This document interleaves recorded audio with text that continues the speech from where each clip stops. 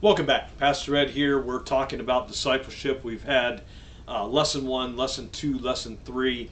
Lesson 1, we talked about what is discipleship. We started to lay that out a little bit. Lesson 2, we talked about you being a disciple, but also having a discipler. If you need to call someone to be that discipler, great. We understand that. I really hope that through these first 3 lessons that you've actually begun to put some of that into play, that you're not just going, oh, lesson 1, lesson 2, lesson 3, lesson 4. Oh, I've watched them, Pastor Ed. No, it's, are you putting them into practice? But today I want to talk to you about lesson 4, and I call it safeguards. There's some things we need to make sure we have in place that are there so we can be effective. The relationships stay in the relationship they need, the level they need to be, and then we don't cross some lines that get ourselves into trouble. Satan does not like what we're talking about. Let me be clear on that. Satan does not want us to succeed at this. He wants us to fail at this.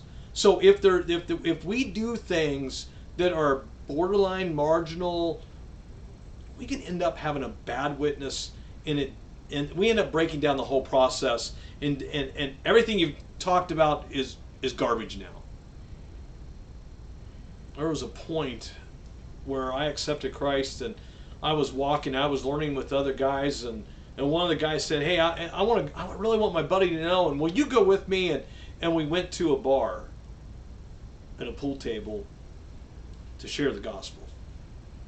Well, I had a problem with alcohol, and I love pool tables, so putting the two together wasn't a good witness for me, and I didn't end up not only messing up a relationship with the potential person we needed to witness to, but I messed up a relationship with the person that was my friend.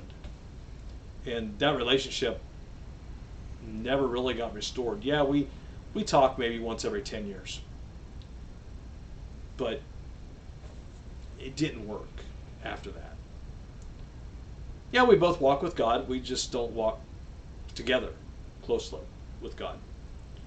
So I want you to not have that same ache and pain that I've carried over the years. There are some safeguards we need to put in place. If you know that you are susceptible to an environment, don't disciple in that environment. When I say susceptible, if sin easily creeps in, don't go there.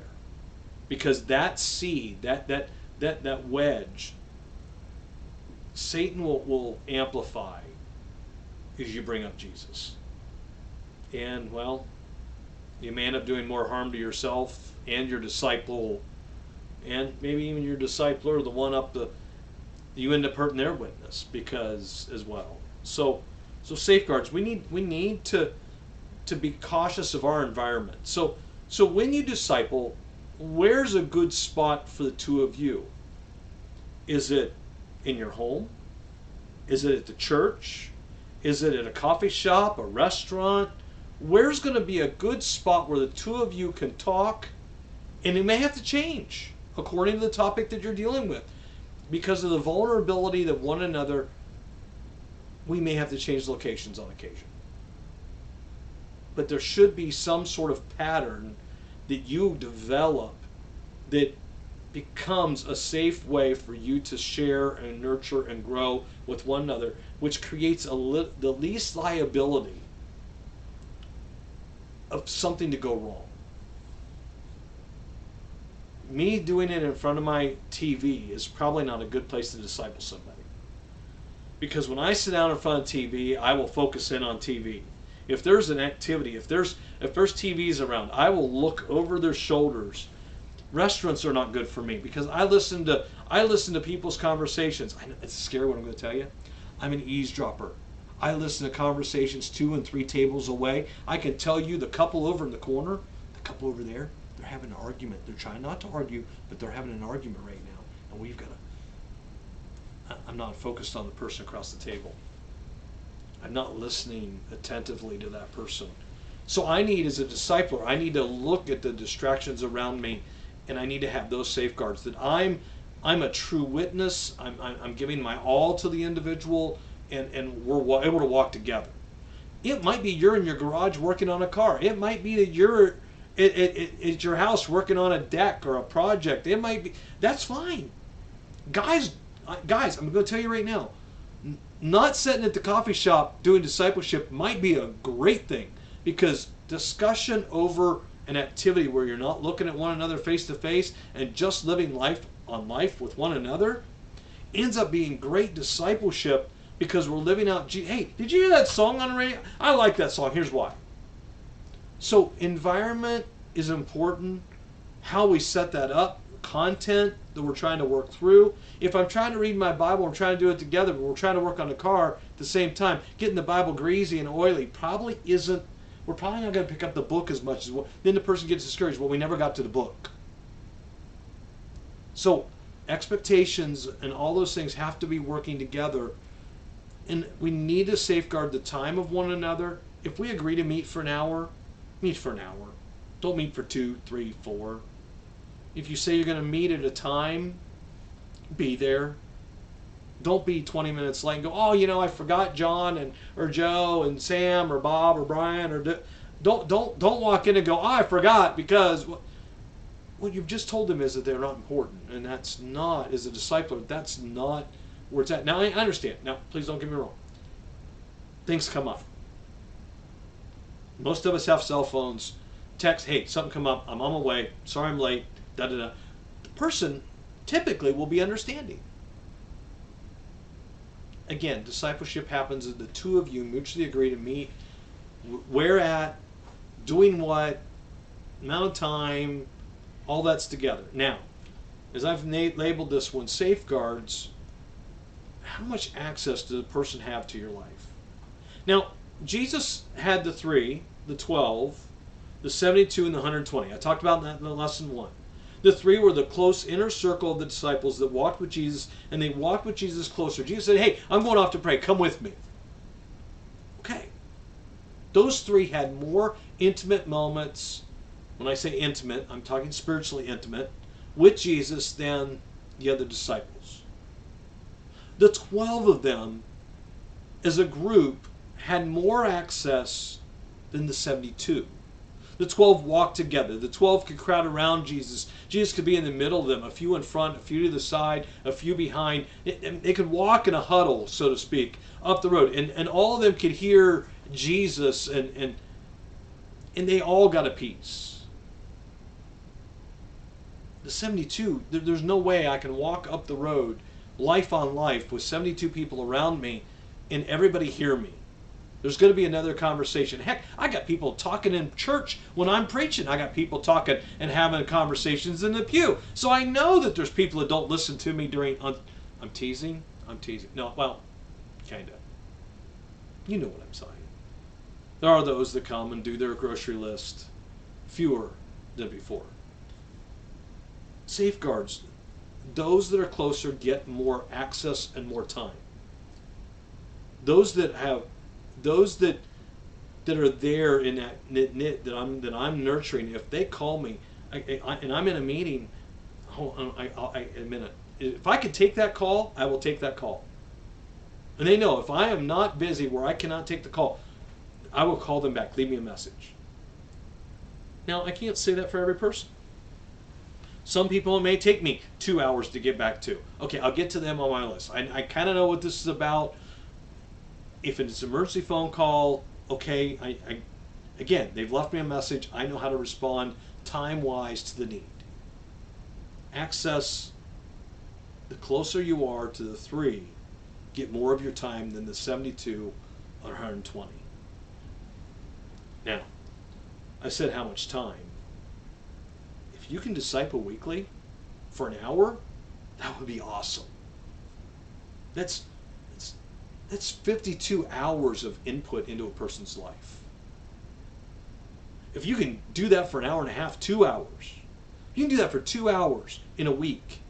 That's 104 hours of input into one another's lives. Verse 20 minutes of a sermon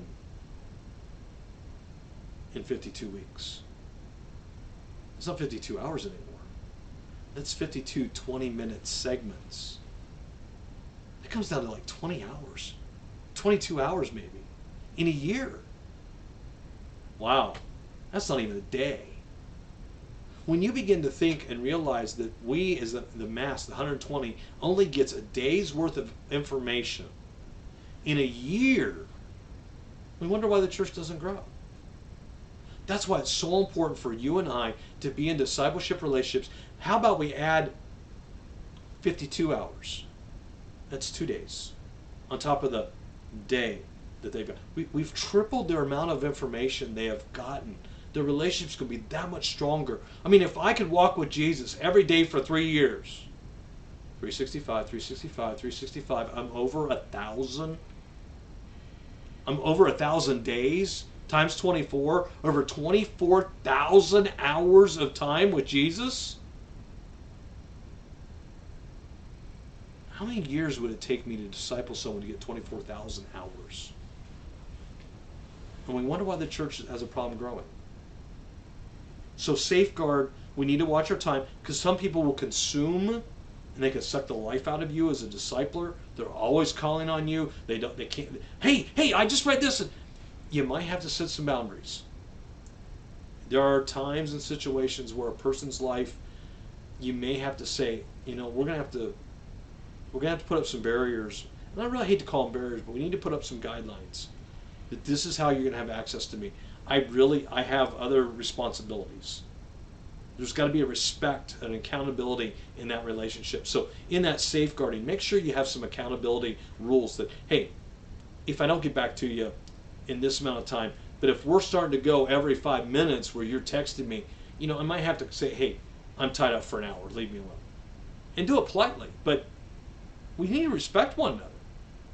So put in the safeguards, know when the relationship, the discipleship relationship isn't working, and say, hey, I've walked as far as I can.